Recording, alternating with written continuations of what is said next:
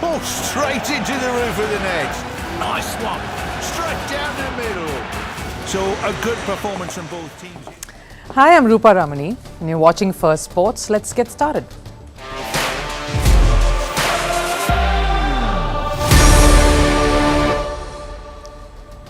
Now, whether it is a manager who's under fire and trying to weather the storm, or a player who has been in the middle of controversies and setbacks and is yet to find a place in the national squad after showing great promise. Now, there are just two ways to go from here. One is redemption, the other is retirement. One football manager has decided to give in. Barcelona manager Xavi has taken the decision to quit at the end of the season, unable to withstand the pressures from within and outside. Indian cricketer Imran Khan, who has flirted with controversies as well as chances on the international stage, is finally back in reckoning. He's part of the second test squad against England at home. And to lighten the mood a bit, we will give you reasons to smile. Is NFL team Kansas City Chiefs the coolest sporting club in USA now? And will their lucky charm of this season, Taylor Swift, make it back just in time for the big Super Bowl that's coming up? But first, let's take a look at all the headlines from around the world in Sports 360. India's test squad has suffered two major blows. All-rounder Ravindra Jadeja and key batter KL Rahul are out of the second test against England due to injuries. Sarfaraz Khan, Rajat Patidar, Washington Sundar and Saurabh Kumar have been called up in their place. India lost the nail-biting first test by 28 runs in the Indian city of Hyderabad. The second test of the five-match series starts in Visakhapatnam this Friday. The International Cricket Council has reprimanded Indian pacer Jasprit Bumrah. This was for inappropriate physical contact with England's Ollie Pope during the first test. The ICC said the incident occurred during England's second innings. Bumrah, after bowling and completing his follow-through, deliberately stepped in Ollie Pope's way as the batter went for a run. Over in football, in the AFC Asian Cup, defending champions Qatar survived a scare to beat Palestine 2-1, advancing to the quarterfinals. The Palestine side looked promising in the attack in the first half and were rewarded in the 37th minute. Meanwhile, Jordan's twin strikes in injury time sparked off wild celebrations as they beat Iraq 3-2 in a thriller on Monday. Jordan have also reached the quarterfinals. Despite Luis Suarez's maiden goal for Inter Miami and Lionel Messi's penalty, Inter Miami lost 3-4 against Saudi Pro League side Al Hilal in a friendly in Riyadh. Down 1-3 early in the second half, Miami fought back hard to level the scores, but an 88th minute header from Brazilian forward Malcolm sealed Al Hilal's win at the Kingdom Arena. Russian figure skater Kamila Valieva has received a 4-year doping suspension. Valieva had tested positive for the banned substance trimetazidine. This was at the Russian National Championships in December 2021. The Court of Arbitration for Sport order has effectively stripped the Russian Olympic Committee of its gold. They've stripped her of the gold medal in the team event at the 2022 Beijing Olympics. And former Pakistan cricket team captain and Prime Minister Imran Khan has been sentenced to 10 years in prison by a special court in the country. He's accused of withholding official documents after he was ousted as the PM in 2022. Imran Khan is behind the bars since August 2022 on a separate charge. He hasn't been released even though that sentence was suspended. Now, there is a new face that many Indian cricket fans will get to see after a very long time in Indian cricket, and that too in Test cricket. Sarfaraz Khan. Remember him? The youngster who cracked unbelievable records and then fell out of the radar. Yes, that's Sarfaraz Khan. He's back in the senior Indian Test squad that was announced for the second Test against England. This, of course, after some injuries to key personnel in Ravindra Jadeja and KL Rahul. Now, he steps in when the Indian team has just come off a shock loss to England in the first Test. And what's followed is a drop in the ICC World Test Championships ranking as well. Now, while the Indian team was getting ambushed by England at Indian city of Hyderabad in the first Test, Sarfaraz Khan was busy smashing the England Lions bowlers in the India A series. In the two matches that he played, Sarfaraz scored 220 runs that included a century as well. But was this all? Were these knocks alone enough and responsible for the call-up? And why such a late call-up? For someone who has smashed records as a teenager? Now, to answer that, we need to take you back some years to 2015. Yes, it's a while away. All eyes were on him when he was just 17 years old. And he was part of a star-studded batting lineup at the Royal Challengers Bangalore. It's a franchise in the IPL or the Indian Premier League. The lineup had Virat Kohli, the likes of Chris Gayle, AB de Villiers, all big hitters, sensations, and young Sarfaraz Khan among them. The youngster had a decent outing with 111 runs from 13 games, but with a great strike rate of over 156. Good enough for a 17-year-old, right? But the year that followed did not pan out the way he would have liked it to. Sarfaraz was dropped from the team after just 5 games. Now why? Fitness issues. And the following year in 2017, Sarfaraz missed the whole season due to injury. And it was not just these setbacks that were the prime reason why Sarfaraz found himself out of favour. His temperament, or the lack of it, was at the heart of this.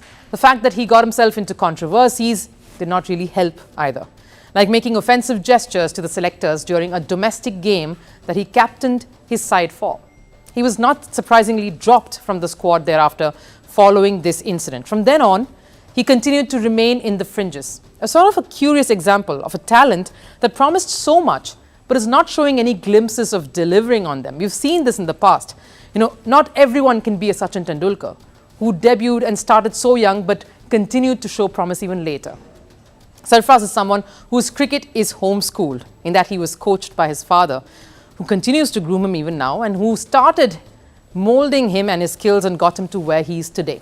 And there was no time that he stopped practicing, especially in the last few years. If you were aware of the Indian city of Mumbai and the havoc that rains can cause, especially during monsoons, you know it is tough to play cricket then.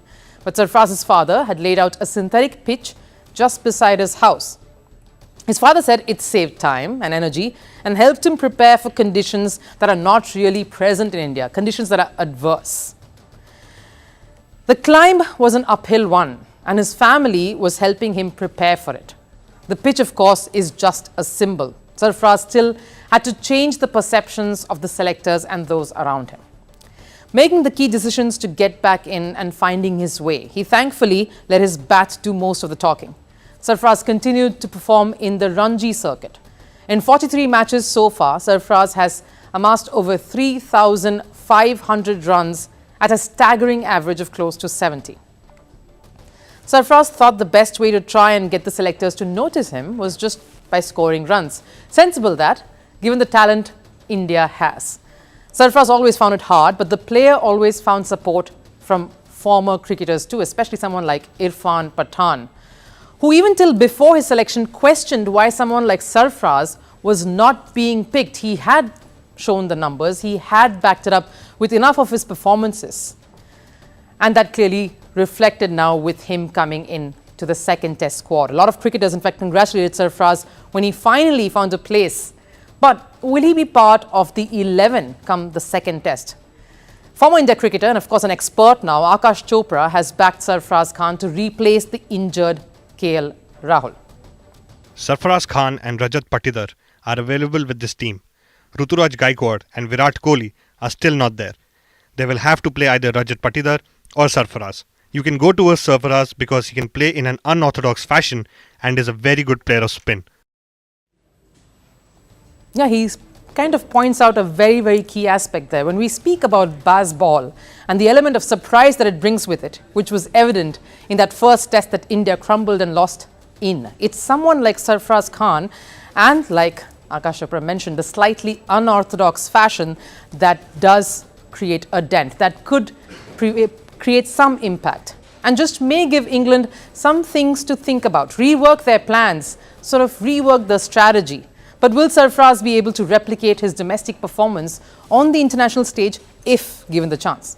Now, for someone who has been sidelined from the main pitches for years now, my guess would be, if and when the opportunity comes, one would surely look to make it count. Now, this weekend saw some shocking developments in European football. Barcelona collapsed once again. Post that, their coach Xavi Hernandez announced he would quit at the end of the season. Liverpool were at the receiving end of something similar. Jurgen Klopp announced in a very tearful emotional message on the club's social media platform that he too was done with his team at Liverpool. Two managers, both calling it quits at different times in their stints or their careers with the respective clubs, yet both these responses got different reactions. Now, the truth is, both have been different scenarios.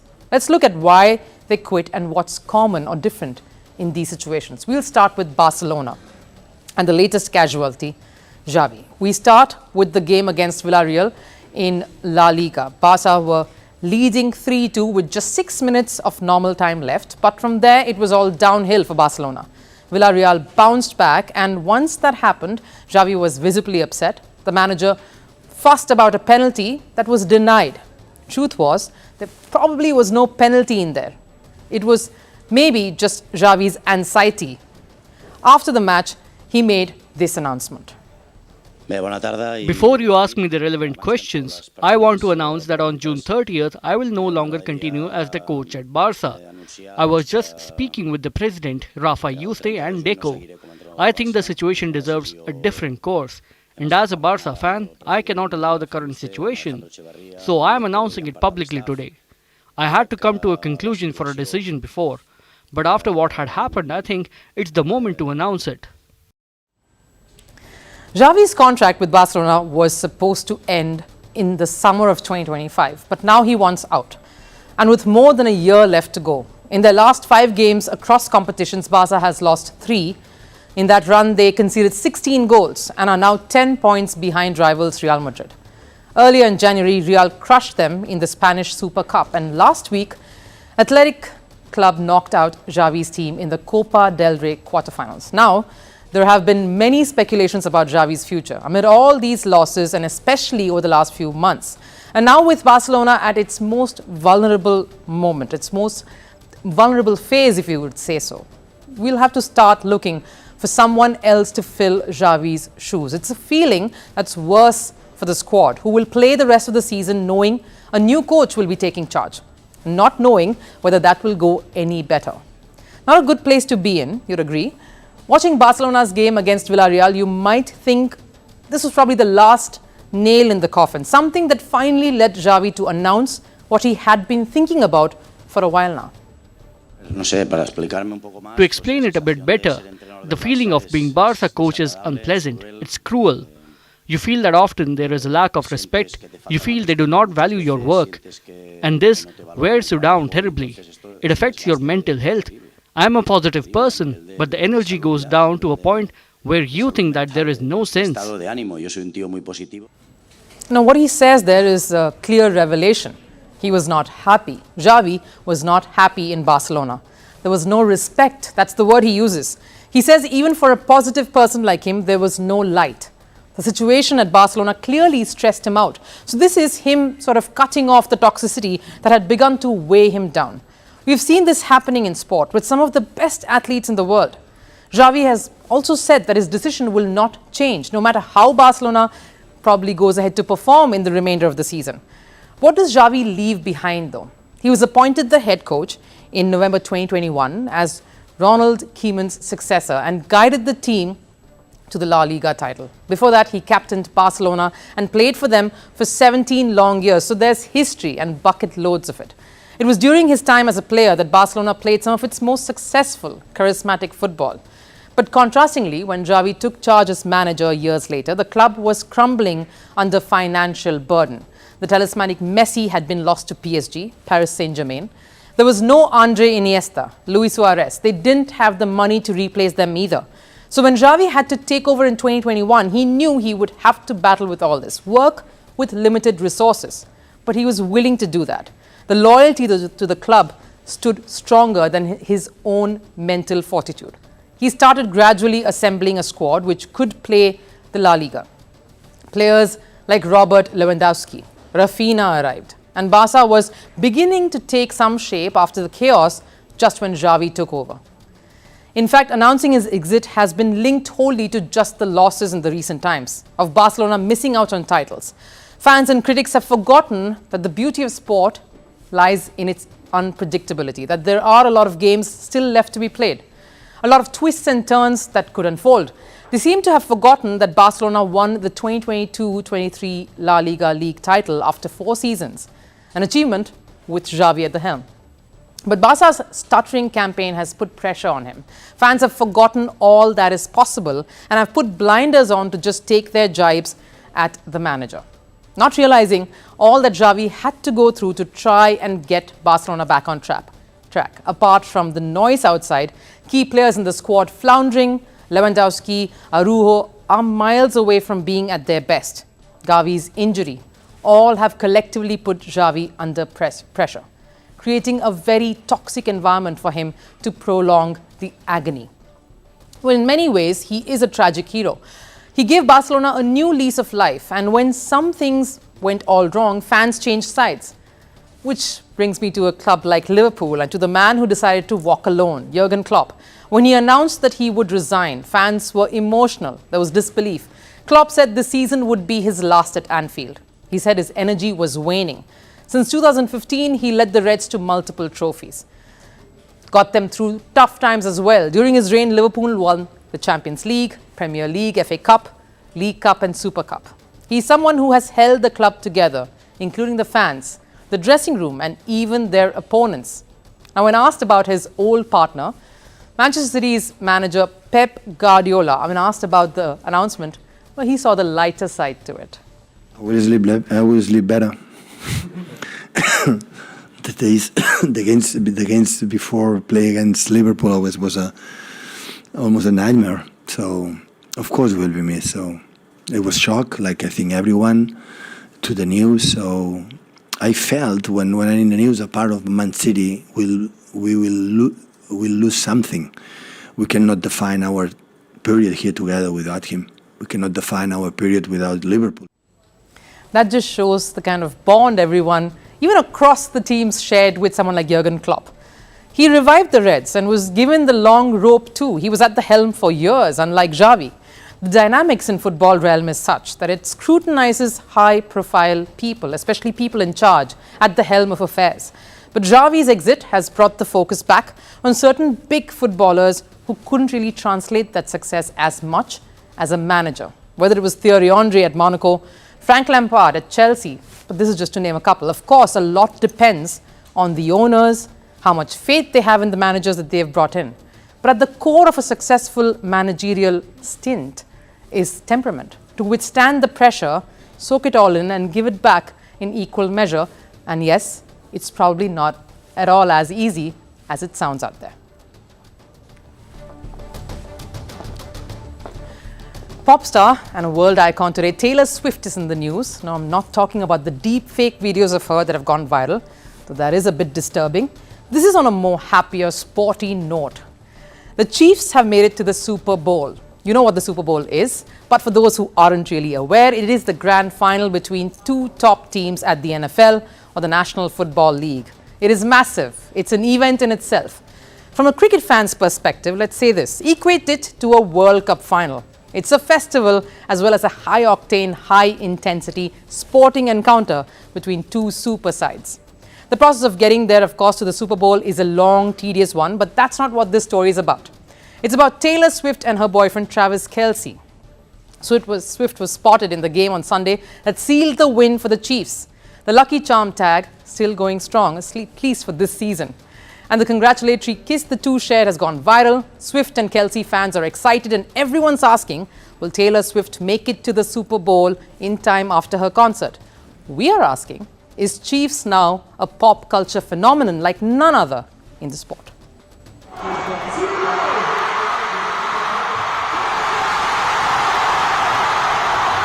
The biggest story of 2023 was just how huge a fan base the NFL side Chiefs were generating. Now, the NFL is a religion in America. The teams, the players, and even the coaches have a very strong allegiance and a massive fan following. Fans are deep-rooted in the ethos of the sport. Its tradition and legacy surpasses all. So the fandom is literally passed down through generations. Now, let's be honest, they are a successful NFL team. They won 2 of the last 4 Super Bowls and are led by the inspirational Patrick Mahomes. He's just 28 years old and has won many NFL Most Valuable Player awards. He's a bit of a superstar in the sport. baby! How we feel? So the Chiefs are a prolific side when it comes to the numbers and the statistics. But a lot of credit for the recent fan craze goes to the Taylor Swift-Travis Kelce story. Swift has been a constant present in most of the games, cheering her boyfriend on alongside his family. In fact, one of the most inconsequential matches last year, when the Chiefs took on the Broncos on a Thursday night, had a record of almost 14 million Americans tuning in. The women viewership is at its highest this season from the time the ratings started being monitored in 2000. According to reports, Swift's association has added somewhere around $330 million in brand value to the Chiefs, and by that extension the NFL. But she's not there for the paparazzi or out of a sense of duty. Watching her groove to a song playing at the stadium along with Captain Mahomes' wife Brittany shows that she enjoys the game, the atmosphere. She loves being there for Kelce and for the sport. The latest chapter in this saga that has almost made her a lucky charm for the already successful Chiefs was her presence at the last game when the Kansas City Chiefs beat the Baltimore Ravens to make it to the Super Bowl. She came down, kissed her boyfriend, and just soaked it all in. When Kelce's brother came up to congratulate him, she gave them their moment. She stayed back with Kelce much after the rest of the teammates had left. This was a massive moment for him, and she was there. And it's not just her affiliation through Kelce. She clearly is a team favourite. While accepting the Lamar Hunt Trophy for the 4th time in 5 years, Coach Andy Reid looked for Swift and pointed at her happily, and she pointed right back. Fans, after all this, have gone into a tizzy. They're all hoping Taylor Swift can make it to the Super Bowl. The Super Bowl is on the 11th of February in Las Vegas, and that's pretty closely scheduled with Swift's Eras Tour on the 9th and 10th in Tokyo. In fact, there's so much madness for the Super Bowl in Swift's presence that American Airlines have added special flights from Kansas City to Las Vegas. One company has 3. Flight 1989 dedicated to Swift and Kelce's birth year, Flight 2287 that combines Swift's red single 22 with Kelce's jersey number 87. The third is 1587, jersey numbers of both Kelce and Captain Mahomes. Another airline company have added 2 special flights, 1989 and Flight 87. Clearly, Chiefs now is more than just a great NFL team. It's a pop culture phenomenon, quite different to what the American sporting landscape has witnessed till date. Whether it's Kelce's commercial campaigns, his brother Jason's podcast numbers and following, or Captain Mahomes' grand success on television, the last time an NFL side was this popular was the 1985 Bears.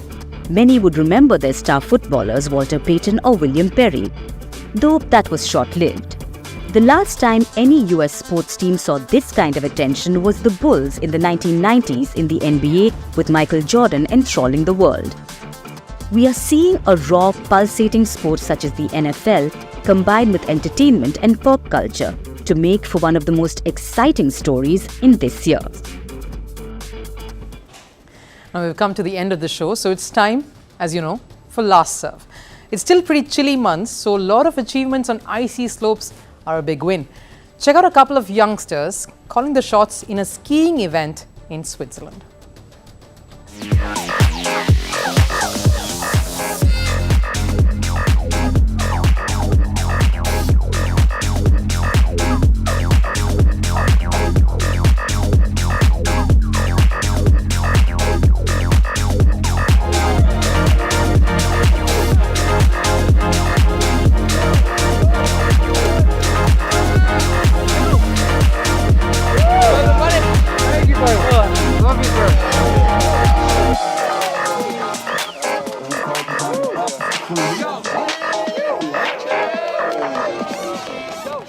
That definitely looks like a lot of fun. But thanks for joining in and watching Firstpost. We've come to the end of the show today.